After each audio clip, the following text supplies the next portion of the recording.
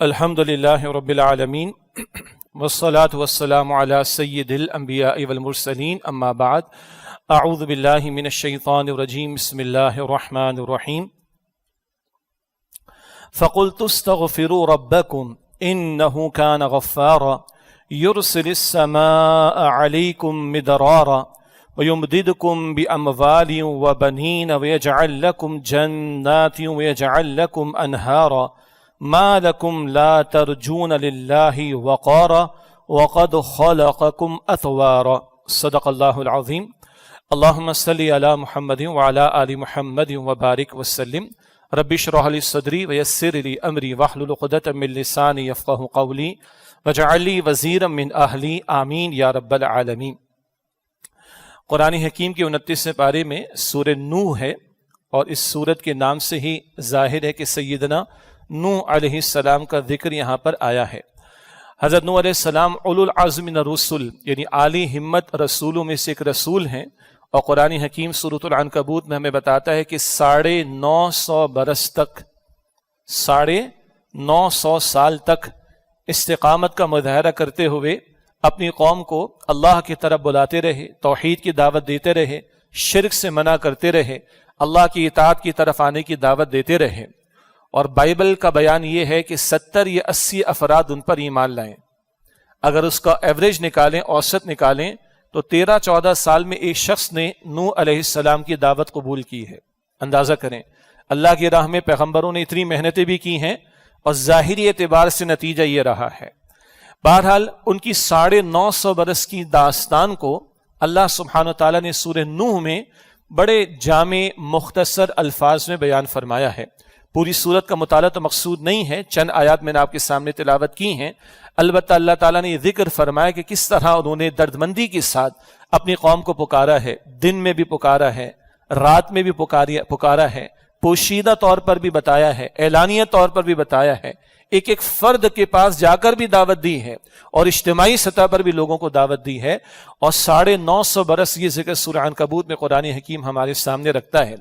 یہ جو واقعات قرآن حکیم انبیاء اور رسول کے بیان فرماتا ہے، یہ جو قوموں کی داستانیں ہمارے سامنے آتی ہیں، یہ جو پیغمبروں کا طرز عمل اور صاحب ایمان لوگوں کا کردار ہمارے سامنے آتا ہے، یہ ہماری رہنمائی کے لیے ہے۔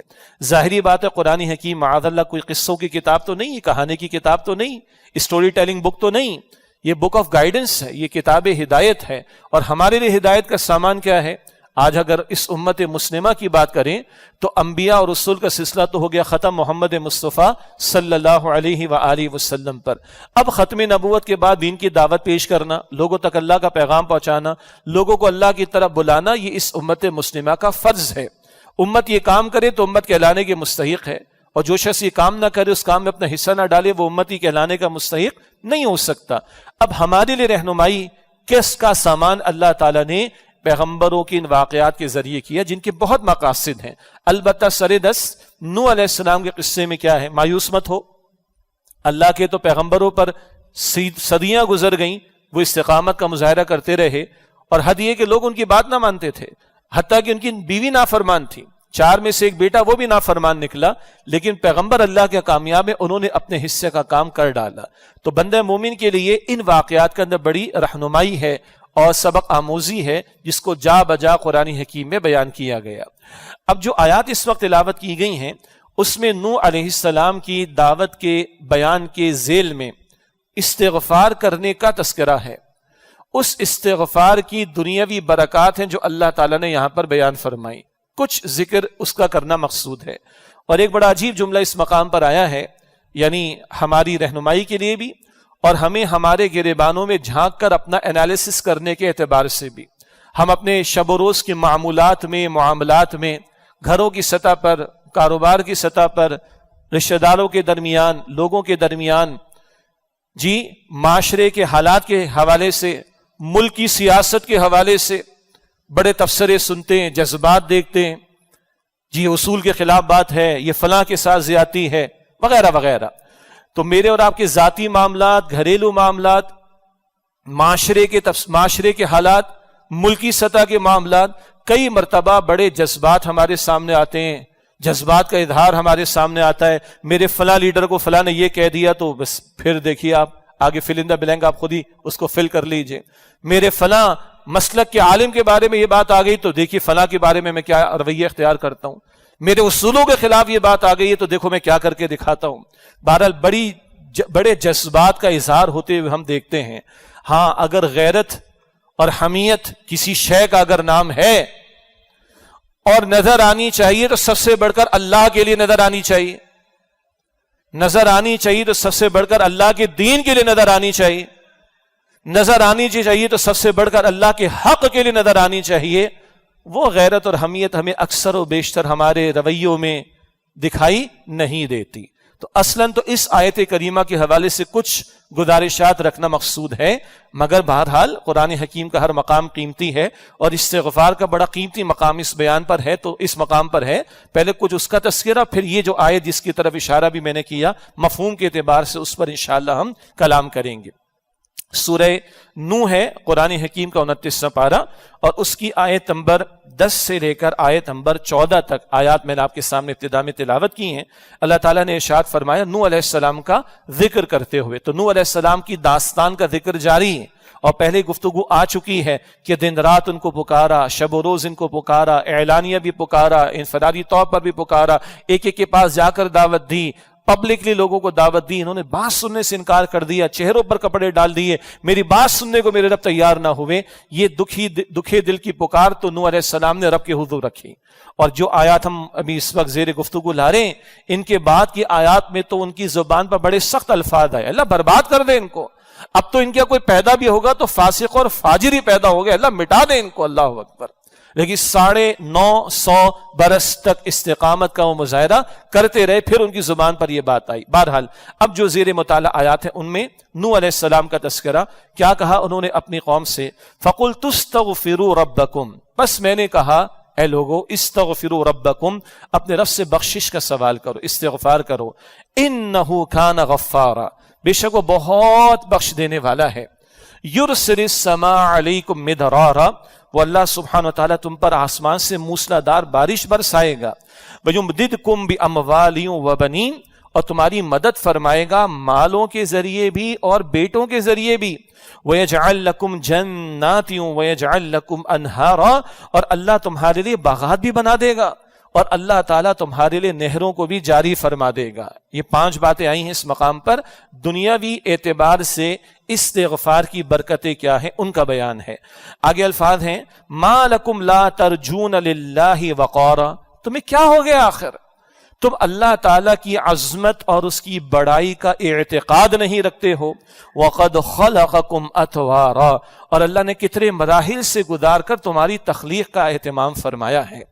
یہ ہے جن آیات کو میں نے تلاوت ابتدا میں کی ان کا ترجمہ. پہلی بات، پیغمبروں کی دعوت میں ایک بنیادی نقطہ عبادت کا ہوتا ہے. ہر پیغمبر نے کہا، سورہ نوح میں ہم پڑھتے ہیں 6 رسولوں کے واقعات، یا قوم اعبدوا اللہ، اے میری قوم اللہ کی عبادت کرو، ما لکم من الہ غیرہ، اس کے سوا تمہارا کوئی معبود نہیں. یہ پیغمبروں کی دعوت کا بنیادی نقطہ، ایک اللہ کی عبادت کرو اور اس کے ساتھ کسی کو شریک نہ کرو. اسی طرح پیغمبروں کی دعوت کا ایک بنیادی نقطہ سورہ شعراء میں ہم کئی رسولوں کے حالات پڑھتے ہیں، فاتقوا اللہ واطیعون، بس اللہ کا تقوی اختیار کرو اور میری اطاعت کرو. یہ بھی پیغمبروں کی بنیادی دعوت ہے کہ اللہ کا تقوی اختیار کرو اور پیغمبر کی اطاعت کرو. کیوں؟ اللہ کی عبادت کا نمونہ ملے گا پیغمبر کی ذات سے، اللہ کی اطاعت کے لیے رول ماڈل ملے گا پیغمبر کی ذات سے. یہ پیغمبروں کی دعوت کے بنیادی نقطے، اللہ کی عبادت کی جائے، اللہ کے ساتھ کسی کو شریک نہ کیا جائے، اللہ کا تقوی اختیار کیا جائے اور اللہ کے پیغمبر کی اللہ کے اذن سے اطاعت کی جائے، اس کے حکم سے اطاعت کی جائے. البتہ یہ بھی پیغمبروں کی دعوت کی بنیادی نکات میں شامل ہے کہ وہ لوگوں کو استغفار کی دعوت دیتے تھے، اور استغفار کے ساتھ توبہ کا لفظ بھی آتا ہے. یہاں استغفار کا ذکر ہے، لیکن سورہ ہود میں اگر ہم پڑھیں تو وہاں پیغمبروں کی دعوت کا یہ بنیادی نقطہ استغفروا ربکم ثم توبوا الیہ، اپنے رب کے حضور بخشش کا اہتمام کرو، بخشش کا سوال کرو، استغفار کرو، وتوبوا الیہ، اور اس کی طرف رجوع کرو، پلٹو. یہ 2 الفاظ ساتھ ساتھ آتے ہیں، استغفار اور توبہ. بنیادی فرق کیا ہے؟ استغفار ہے عموماً ماضی کے گناہوں کے حوالے سے کہ بندہ اللہ کے حضور شرمندہ ہوتا ہے، ندامت کا اظہار کرتا ہے، بخشش کا سوال کرتا ہے. توبہ ہے اصل میں آئندہ کا ارادہ. توبہ کیا ہے؟ توبہ کا اصل ترجمہ ہے پلٹ آنا، لوٹ آنا. لوٹ آنے سے مراد کیا ہے؟ گناہوں کو چھوڑ کر فرما برداری کی طرف آ جانا. معصیت کو چھوڑ کر اطاعت کی روش پر آ جانا، اللہ کی ناراضگی کے کاموں کو چھوڑ کر اللہ کی فرمانبرداری کے کاموں کی طرف آ جانا۔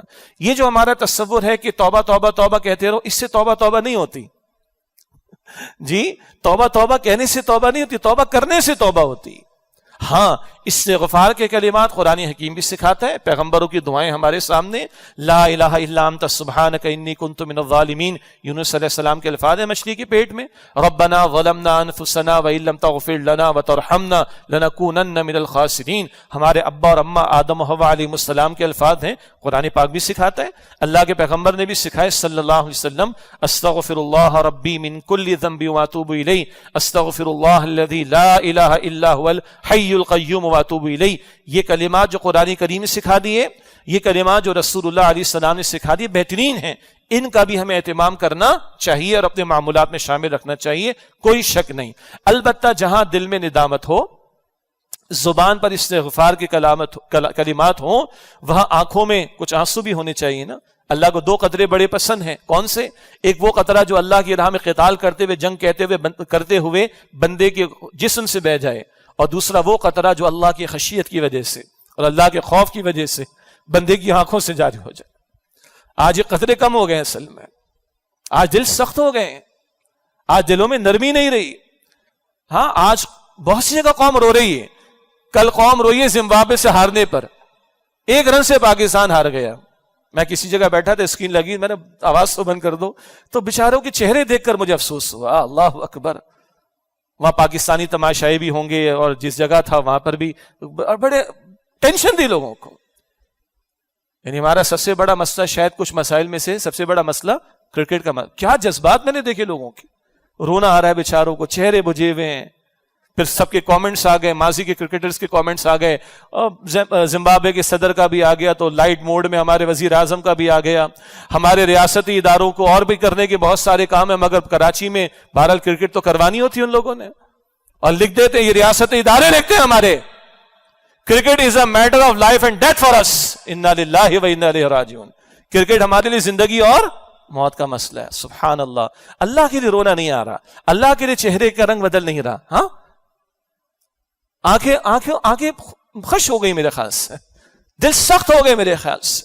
بہرحال اللہ کے رسول فرماتے علیہ السلام، 2 قطرے اللہ کو پسند، ایک جو خون کا قطرہ بہ جائے اللہ کی راہ میں جنگ کرتے ہوئے، اور ایک جو بندے کی آنکھ سے اللہ کے خوف کی وجہ سے آنسو کا قطرہ بہ جائے، یہ اللہ کو پسند ہے۔ اللہ قدر کرتا ہے اس چیز کی، بندہ روئے اللہ کے حضور، بندہ پلٹے اللہ کے حضور، اللہ قدر فرماتا ہے۔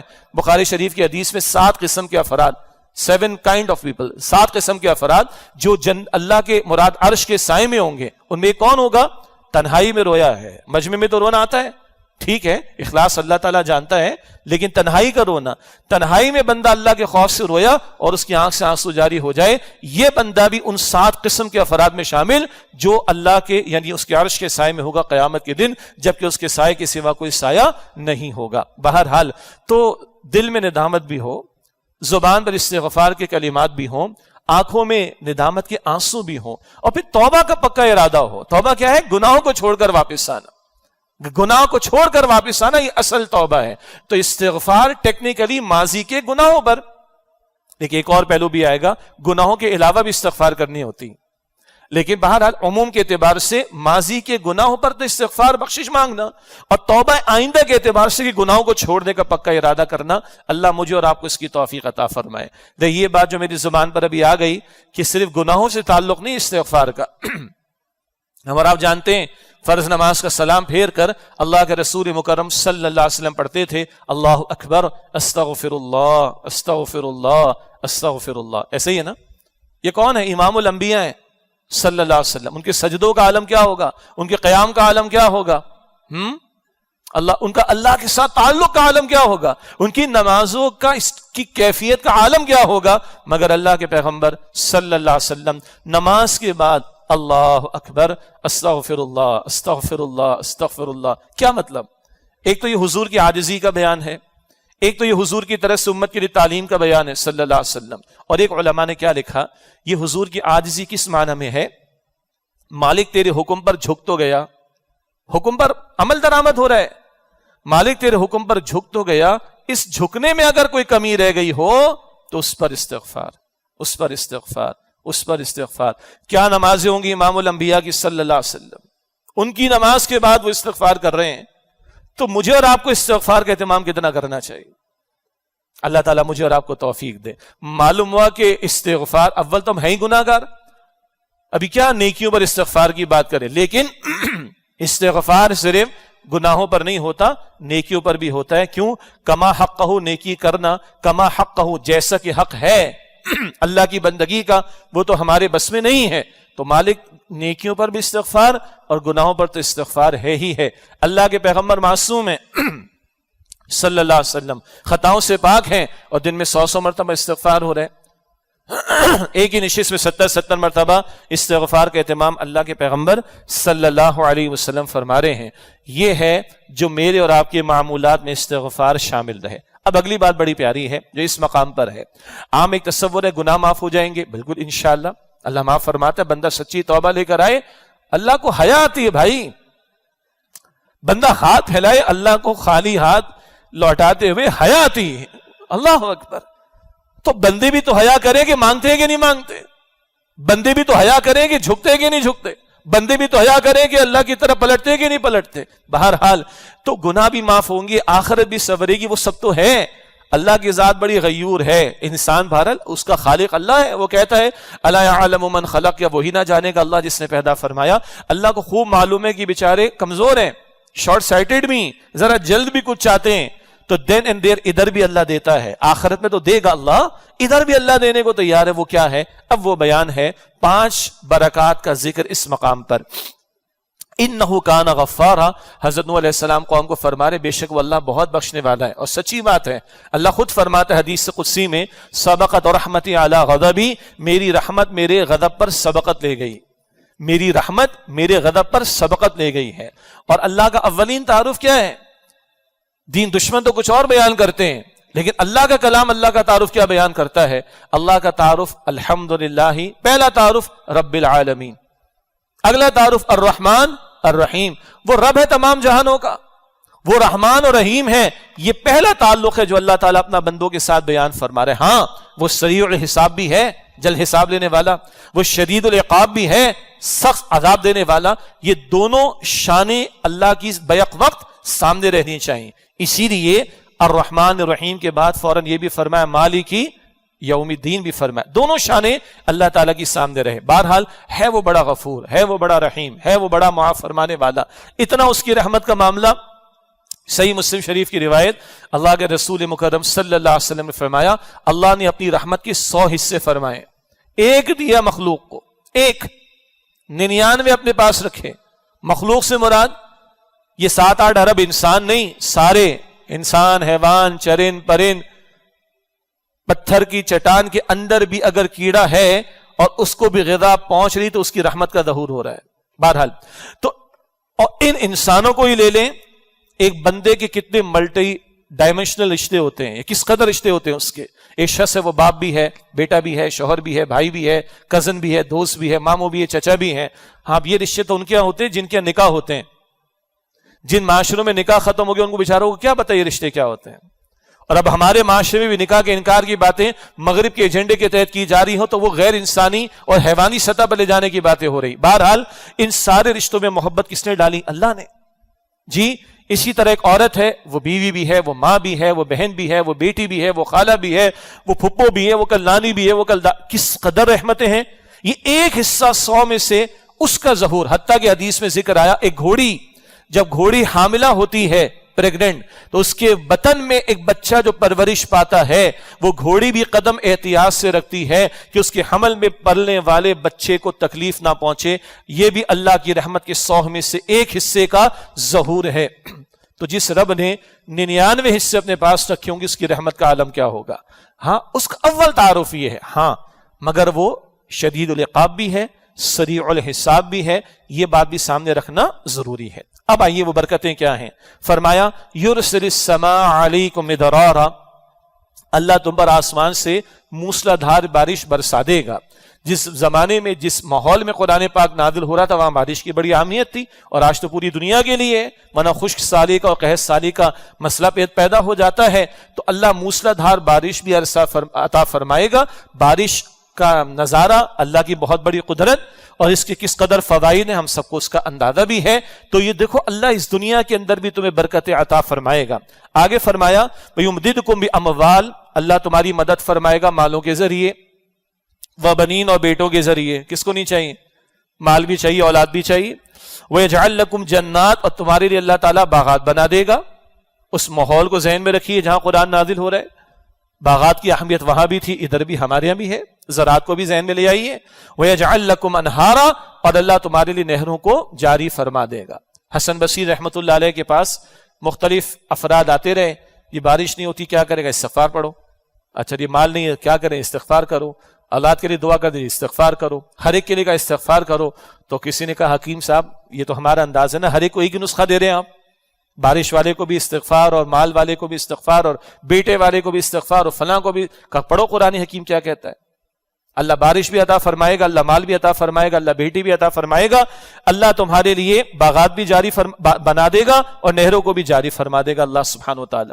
سیدنا عمر کے دور میں رضی اللہ عنہ ایک مرتبہ بارش نہ ہوئی، وہ تشریف لائے، لوگوں کو جمع کیا اور استغفار کر کے چلے گئے. گو کہ نماز استسقاء اللہ کے رسول علیہ السلام کی سنت سے ثابت ہے اور قرآن حکیم سے یہ بھی ثابت ہے، اور سنت کو زیادہ جانتے تھے، مگر لوگوں کو تعلیم کرنے کے لیے کہ قرآن کی یہ تعلیمی سامنے رہے کہ بارش چاہتے ہو تو استغفار کا اہتمام کرو. بعد میں بارش اللہ کے فضل و کرم سے ہو بھی گئی. تو یہ ہے اس استغفار کی دنیاوی برکات. اور آج ہماری کیلکولیشنز بس IMF تک جا کے رکتی ہیں اور امریکہ راضی ہو جائے اس پر جا کے رکتی ہیں، FATF والوں کے ساتھ معاملات ٹھیک ہو جائیں اس پر جا کے رکتی ہیں، اور تب بھی معاملات سیٹل نہیں ہو رہے. آگے سے جو بائیڈن کہتے ہیں تمہارے تو ایٹمی ہتھیار بالکل بے قید ہیں، تم تو خطرناک ترین ملک میں سے ہو. تو یہ نہیں سن رہے گے ہمارے حالات. سیدھی سی بات ہے، ہم الٹے لٹک جائیں ان ظالموں کو، کافروں کو، ان عالمی دہشت گردوں بدماشوں کو راضی کرنے میں ہم الٹے لٹک جائیں. جیسے کہ ہم لٹکے پہلے، ہم نے اس ملک کو حوالے کیا اپنے افغان بھائیوں کو شہید کرانے کے لیے، ہم الٹے لٹک گئے. آج بھی ہم خطرناک ترین ملک ہیں، ہاں یا نہ؟ ان ظالموں، بدماشوں اور عالمی دہشت گردوں کو راضی کرنا چاہیں گے بھی تو قرآن کہتا ہے لن ترضى عنك اليهود ولا النصارى حتى تتبع ملتهم. یہ یہود اور نصارہ تم سے کبھی راضی نہیں ہوں گے جب تک کہ تم ان کی ملت کی پیروی نہ کرو. اپنے عقیدہ اور ایمان کو چھوڑو، ان کی ملت میں جاؤ، ان کے مذہب میں جاؤ، تب تم سے راضی ہوں گے. اس سے کم تر پر راضی نہیں ہوں گے. ہم دیکھ چکے ہیں سارا، مگر ہماری نگاہ مسبب الاسباب کی طرف نہیں جاتی، خالق کی طرف جانے کو تیار نہیں. سیاست دانوں کا حال بھی یہی ہے. ابھی آ جائے گا میرا تبصرہ مختصراً آگے چل کر. جب ریاستی ادارے ہمارے ساتھ ہو تو وہ اچھے ہوتے ہیں، اور جب ریاستی ادارے ہمارے ساتھ نہ ہو تو اچھے نہیں ہوتے. تو مسئلہ ہے کہ ریاستی اداروں کے ساتھ بنا کر رکھو. انا للہ و انا الیہ راجعون. اور اللہ کے ساتھ بنانے کے لیے ہم تیار نہیں ہو رہے. یہ اوپر سے لے کے نیچے تک کا مسئلہ ہے. اللہ تعالیٰ ہمارے، بھائی جھوٹ نہیں بولوں گا تو میرا پروڈکٹ بکے گا کیسے؟ جھوٹی مارکیٹنگ نہیں کروں گا تو میرا پروڈکٹ بکے گا کیسے؟ 2 نمبر کا 1 نمبر قسم اٹھا کر نہیں بیچوں گا تو بکے گا کیسے؟ تو ایمان کس چیز پر ہوا؟ جھوٹی قسم پر ہوا نا، اللہ پر تو نہ ہوا.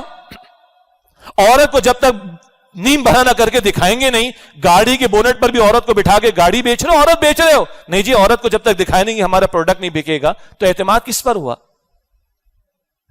کس پر اعتماد ہوا؟ اللہ پر یا عورت پر؟ عورت پر. بٹ نیچرل یہ دکھائیں گے تو بکے گا ہمارا پروڈکٹ. انا للہ و انا الیہ راجعون. یہ ہمارے میکینزم صحیح نہیں ہو رہے، نیچے سے لے کے اوپر تک کا آبے کعبہ بگڑا ہوا ہے. اور اللہ کا کلام کہتا ہے اللہ کے ساتھ معاملہ سیٹل کر لو، استغفار کی طرف آ جاؤ. اس کے تقاضے بھی میں نے عرض کر دیے مختصراً. اور اجتماعی استغفار کے ہم بار بار بات کرتے آئے. اجتماعی ہمارا جرم ہے 75 برس کا کہ ہم نے ملک اللہ کے نام پر لیا، ہم نے دین قائم نہیں کی. ہمارا سب سے بڑا جرم ہے. اور ادھر ہماری توبہ ہے کہ اللہ کے دین کو قائم کرو.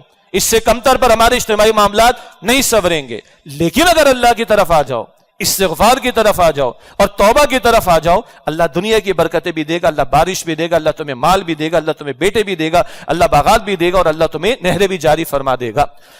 آگے فرمایا ما لکم لا ترجون للہ وقارا. تمہیں کیا ہوا؟ تم اللہ تعالیٰ کی عظمت کا اعتقاد نہیں رکھتے. وقد خلقکم اطوارا. اور اللہ نے مختلف مراحل سے گزار کر تمہاری تخلیق فرمائی. یہ انسان اللہ کی تخلیق کا شاہکار ہے. اللہ خود فرماتا خلقت بیدی، سورہ صاد میں، میں نے اپنے دونوں ہاتھوں سے انسان کو، آدم علیہ السلام کا ذکر ہے، بنایا ہے. یہ انسان اللہ کی تخلیق کا شاہکار ہے، اور اس پوری کائنات کو ایکسپلور کرنا تو ممکن ہی نہیں ہمارے لیے۔ اس کائنات پہ یہ حضرت انسان خود ایک کائنات، ایک یونیورس ہے، اور اللہ کی کریشن کا، اخلاق کی تخلیق کا ایک ماسٹر پیس ہے۔ وہ اپنی جگہ ایک بڑا موضوع ہے۔ انسان اپنے وجود میں بھی جھانکے تو اللہ کی معرفت کی نشانیاں موجود ہیں۔ البتہ جس آیت پر توجہ مزید دلانا مقصود ہے وہ یہ آیت نمبر 13 ہے، ما لکم لا ترجون للہ وقارا، تمہیں کیا ہو گیا کہ تم اللہ تعالیٰ کی عظمت کا اعتقاد نہیں رکھتے۔ بڑی خوبصورت تشریحات اہل علم نے، مفسرین نے فرمائی۔ کیا تم اللہ کی محبت کے معاملے میں سیریس نہیں ہو؟ تمہاری محبت سب سے بڑھ کر اللہ کے لیے کیوں نہیں؟ قرآن خود کہتا ہے والذین آمنوا اشد حبا للہ، اور جو لوگ ایمان لائے ان کی شدید ترین محبت اللہ سبحانہ و تعالیٰ کے لیے ہوا کرتی ہے۔ اسی طرح قرآن پاک بتاتا ہے محنتوں کا معاملہ ہو، کیا تمہیں اللہ کی عظمت کا اعتقاد نہیں؟ تمہاری محنتیں سب سے بڑھ کر کس کے لیے ہونی چاہیے؟ اللہ کے لیے ہونی چاہیے۔ ان صلاتی و نسکی و محیای و مماتی للہ رب العالمین، بے شک میری نماز اور میری قربانی اور میرا جینا اور میرا مرنا سب اللہ سبحانہ و تعالیٰ کے لیے ہے جو تمام جہان والوں کا رب ہے۔ کیا واقعتاً آج ہماری محنتوں کا مرکز و محور اللہ تعالیٰ کی ذات ہے؟ ترجمہ دوبارہ، تمہیں کیا ہوا تم اللہ کی عظمت کا اعتقاد نہیں رکھتے؟ تو کیا اللہ کے وعدوں پر یقین نہیں کہ اس نے وعدے تمہارے لیے جنت کے کیے اور وہ تم سے اپنی عبادت کا تقاضا کرتا ہے؟ تو وہ اللہ نے جو وعدے دیے ان وعدوں پر تمہارا یقین ہے کہ نہیں؟ کیا تمہاری محنتیں اللہ کو پا لینے اور آخرت کی کامیابی کے حصول کے لیے سب سے بڑھ کر لگ رہی ہیں یا نہیں؟ اسی طرح تمہیں کیا ہوا تم اللہ کی عظمت کا اعتقاد نہیں رکھتے؟ دنیا کا سیٹ ہوتا ہے، دنیا کا رئیس ہوتا ہے، دنیا کا بادشاہ ہوتا ہے، دنیا کا کوئی سیٹ ہوتا ہے، صاحب اختیار ہوتا ہے، اس کا تو تم بڑا لحاظ کرتے ہو، اس کے پروٹوکولز کا بڑا لحاظ رکھتے ہو، اس کا ڈر بھی تم پر طاری رہتا، اس کا خوف بھی تم پر طاری رہتا، اس کو خوش کرنے کے لیے تم بڑے بہانے بناتے ہو۔ کہتے ہیں واللہ عالم، کوئی ڈگی میں بیٹھ کر بھی چلا جاتا ہے، کوئی رات کو 4 بجے بھی باہر چکر لگا رہا ہوتا ہے، معروف بات ہے ہمارے معاشرے کے اندر۔ تم نے بڑا یقین رکھا ہوا ہے یہ فلاں صاحب اختیار راضی ہوگا تو میرے معاملات سیٹل ہو جائیں گے، میری فلاں اسکیم بھی شاید اپروو ہو جائے گی، میری فلاں ڈیل بھی جو ہے فائنلائز ہو جائے گی، اور فلاں وہ کام بھی میرا باہر والا ہو جائے گا۔ بڑا تمہیں یقین اور اعتقاد ہے۔ اللہ کا اعتقاد کتنا ہے؟ اللہ کا یقین کتنا ہے؟ اللہ کی عظمت اور بڑائی کا یقین تم کتنا رکھتے ہو؟ اور اس کو تھوڑا سا آگے بڑھا لیں۔ میں نے تمہید میں ذکر کیا تھا بڑی ہماری غیرتیں جاگتی ہیں، بڑی ہماری حمیتیں جاگتی ہیں اپنے انفرادی معاملات کے اندر۔ یہ تو ہماری خاندانی روایات کے خلاف ہے۔ ہماری ناک کٹوا دی فلاں نے، جو بھی کیا سو کیا، ہاں ہماری ناک کٹوا دی، ہماری خاندانی روایات کا بٹا بیٹھ گیا ہے، شاباش۔ اور گھر میں ہی اللہ کا حکم ٹوٹتا ہو، گھر میں گھر والے بے نمازی رہیں، گھر میں جو ہے بے پردگی کا اہتمام ہو، گھر کے اندر حرام مال آ رہا ہو، گھر کے اندر اللہ کے احکامات ٹوٹ رہے ہوں، کچھ ہوتا ہے؟ کچھ نہیں ہوتا۔ ما لکم لا ترجون للہ وقارا، تمہیں کیا ہوا تم اللہ کی عظمت، اس کی بڑائی کا اعتقاد نہیں رکھتے ہو؟ ہاں گھروں کے اندر پرانے جملے میرے، گلاس ٹوٹتا ہے، اسمارٹ فون کی اسکرین ٹوٹ جاتی ہے، آئی فون کی اسکرین ٹوٹ جائے تو ہمارا چہرہ سرخ ہو جاتا ہے، نقصان ہو گیا نا۔ اللہ کے کتنے احکامات ٹوٹ رہے ہیں، ہمیں کو تکلیف ہوتی، ہمارے چہرے کا رنگ بدلتا ہے۔ ما لکم لا ترجون للہ وقارا، تمہیں کیا ہو گیا کہ تم اللہ تعالیٰ کی عظمت کا اعتقاد، اس کی بڑائی کا اعتقاد نہیں رکھتے؟ ہمارے سیاست دان ہیں، یعنی سب کا میدان سجا ہوا ہے، اپنے آپ کو کہنا حسینی ہے، دوسرے کو کہنا وہ یزیدی ہے۔ میرے فلاں لیڈر کے بارے میں اگر گستاخی ہو جائے تو کبھی کراچی کو آگ لگاتے ہیں، کبھی میڈیا پر آ کر آگ بھڑکا دیتے ہیں، کیونکہ ہمارے لیڈر کی شان میں گستاخی ہو گئی۔ ریاستی ادارے کے اوپر حرف آ جائے، غدار کہہ دیا گیا، تو بہرحال ایک پریس کانفرنس کرنا پڑ جاتی ہے۔ ٹھیک ہے بھائی، آپ کا فرض آپ نے ادا کر دیا۔ محمد الرسول اللہ کی شان میں گستاخیاں ہوتی ہیں،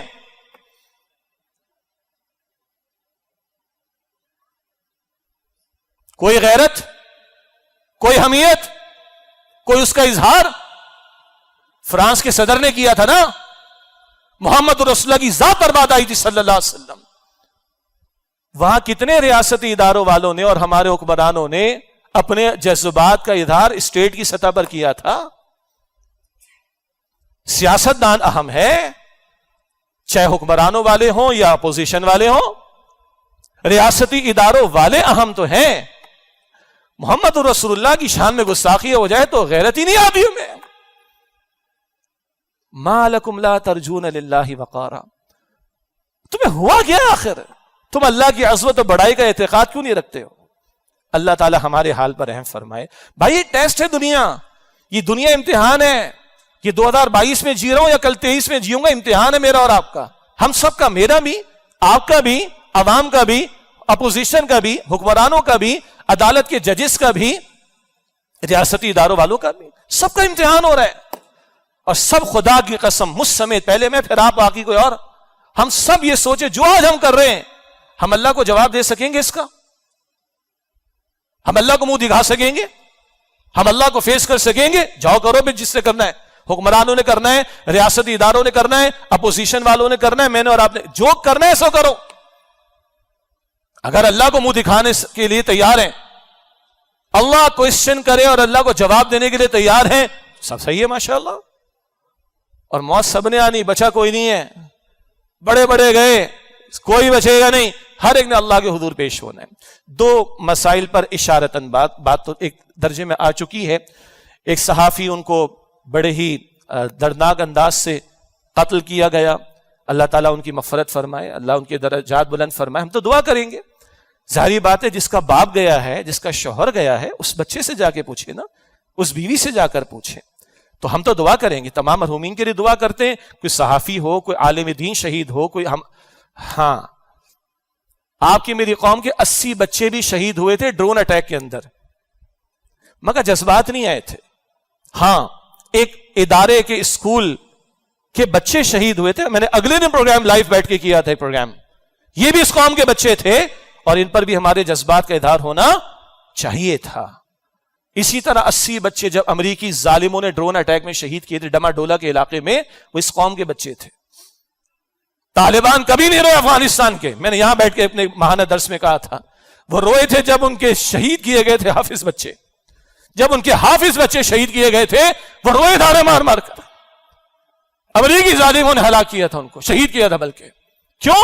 تم نے ان سینوں میں جن میں قرآن تھا تم نے ان بچوں کو شہید کیا. تو بھائی صحافی اور بھی اس ملک میں شہید ہوئے ہیں یا قتل کیے گئے. مسنگ پرسنز ہزاروں کی تعداد میں اس ملک کے اندر. اس شہر کراچی میں درجنوں کی تعداد میں علماء کو شہید کیا گیا. ان سب پر ہمارے جذبات ہونے چاہیے. چھوٹے چھوٹے بچے اور بچیوں کے ساتھ ظالم لوگ زیادتیاں کر کے مار ڈالتے ہیں، ان ظالموں کے خلاف بھی ایکشن ہونا چاہیے. ہم سب کے لیے آواز بلند کریں، ہم سب کے لیے آواز بلند کریں. اور خدا را کسی میت کو ہم اپنی سیاست کے لیے استعمال نہ کریں. چاہے کوئی حق میں استعمال کر رہا ہے، چاہے کوئی خلاف دوسرے کے استعمال کر رہا ہے، یہ میتیں ان کاموں کے لیے نہیں. اپنے سیاسی مفادات کے اگر تم غلام ہو تو کسی اور انداز سے پورا کر لو. ان میتوں کے اوپر کھیلنا نہیں چاہیے. یہ بھی بے حرمتی کی بات ہے، یہ بھی بے حرمتی کی بات ہے کہ میتوں کو ہم جو ہے وہ اپنی سیاست کی بھیڑ چڑھانے کی کوشش کریں. اللہ رحم فرمائے، اللہ ارشد صاحب کی بھی مغفرت فرمائے، تمام مرحومین کی مغفرت فرمائے. جمعے کے اندر بیٹھیں گے تو دعائی کریں گے. بھائی ہر مسلمان جو جائے گا دنیا سے اس کے لیے دعا کریں گے، مگر اس کو کوئی اپنے سیاسی مقاصد کی بھیڑ تو نہ چڑھائیں. ہم اتنے گندے ہو چکے، ہم اتنے گر چکے، ہم اتنے مفاد پرستی کی انتہا پر پہنچ چکے ہیں کہ اب ہم میتوں کو بھی اپنی سیاست کی بھیڑ چڑھانا چاہتے ہیں. اللہ ہمارے حال پر رحم فرمائے. ہاں اس ملک میں تو پرائم منسٹر کے قاتلوں کا پتہ نہیں چلتا. فیلیور ہے نا سسٹم کا، ہمارے نظام عادل کا فیلیور ہے، ہماری ایجنسیز کا فیلیور ہے. ہمارے ملک میں پرائم منسٹر کے قاتلوں کا پتہ نہیں چلتا، ان کو کیفر کردار تک نہیں پہنچایا جاتا، باقی بیچاروں کی اور بیچتا کیا، حیثیت کیا رکھتا ہے. تو یہ سارا گندا نظام ہے کہ جہاں یہ سارے مسائل ہمارے سروں پر ہے. اور آخری بات، وہ پریس کانفرنس کا میں نے ذکر تو کر دیا، سب کے لیے کہیں گے بھائی ذرا دیکھ لیں، اس ملک کی سالمیت ہمارے لیے لازم ہے، اس پاکستان کی سالمیت ہمارے لیے لازم ہے.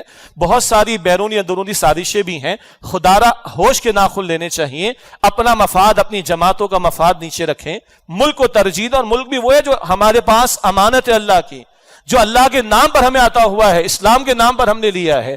اس اللہ کے ساتھ، اسلام کے ساتھ میں دل سے کہہ رہا ہوں، ان میں سے کوئی اس وقت ہمیں کمٹمنٹ نظر نہیں آ رہی. مفاد کا مسئلہ ہے، فرد افراد کے مفادات ہیں، جماعتوں کے مفادات ہیں، اندر سے باتیں نکل کر سامنے آتی چلی جا رہی ہیں. خدا را اپنے ذاتی مفاد اور اپنے جماعتی مفادات کو نیچے رکھا جائے. ہاں اگر فوج نے کہا کہ فوج کا کام سرحدوں کی حفاظت ہے تو بہت اچھی بات ہے، وہ یہ کام کرے اور اس کے کرنے کا کام ہے. اور حکمرانوں کو بھی چاہیے کہ یا اپوزیشن والوں کو بھی کہ بار بار جی ایچ کیو جاتے اور کہتے جی ہماری مدد کی جائے. جب تمہاری مدد ہوتی ہے تو تمہیں جی ایچ کیو بڑا اچھا لگتا ہے, اور جب تمہارے خلاف ہوتے تمہیں بہت برا لگتا ہے. مفاد پرستی ہے نا. عدالت سے فیصلہ ایک جماعت کے حق میں ہے, اس کو اچھا لگتا ہے, اور جب اس کے خلاف ہے تو عدالت اس کو بری لگتی ہے. جج میرے حق میں فیصلہ دے اچھا لگتا ہے, میرے خلاف فیصلہ دے برا لگتا ہے. یہ ہے کیا آخر؟ نتھنگ بٹ اپنے ذاتی مفادات کا معاملہ. اس لیے میں نے درمیان میں کہا تھا اللہ کو جواب دینا ہم نے, اور یہ ملک خدا کی قسم امانت ہے ہمارے پاس. یہ ملک امانت ہے, اس کی ایٹمی صلاحیت ہمارے پاس امانت ہے, اور دشمن طاقتیں پاکستان کے دشمن اسی کے در پہ ہیں. تو ریاستی ادارے ہوں, ہمارے حکمراں ہوں, ہماری اپوزیشن ہو, ہوش کے ناخن لینے چاہیے. یہ آپس کا انتشار اور لڑائی اور جھگڑا اور انتشار پیدا کرنا یہ ملک کے مفاد میں قطعاً نہیں ہے. اور آخری بات یہ ہے جو ہمارا مستقل مسئلہ ہے, جب تک ہم اللہ کے ساتھ کمیٹڈ نہیں ہوں گے, اللہ کے دین کے ساتھ کمیٹڈ نہیں ہوں گے, اس ملک کے مسائل کبھی سنور نہیں سکتے. اللہ تعالی ہمارے حکمرانوں کو بھی, ہماری اپوزیشن کو بھی, ہمارے ریاستی اداروں کو بھی, مجھے اور آپ کو بھی, عوام کو بھی اپنا خوف عطا کرے, اور اللہ اپنے ساتھ کمیٹڈ کرے, اپنے دین کے ساتھ کمیٹڈ کرے. نہ کہیں جہاں میں اما ملی, جو اما ملی تو کہاں ملی, میرے جرم خانہ خراب کو تیرے عفو بندہ نواز میں, اس کے سوا ہمارے پاس کوئی حل نہیں ہے. وآخر دعوانا الحمدللہ رب العالمین.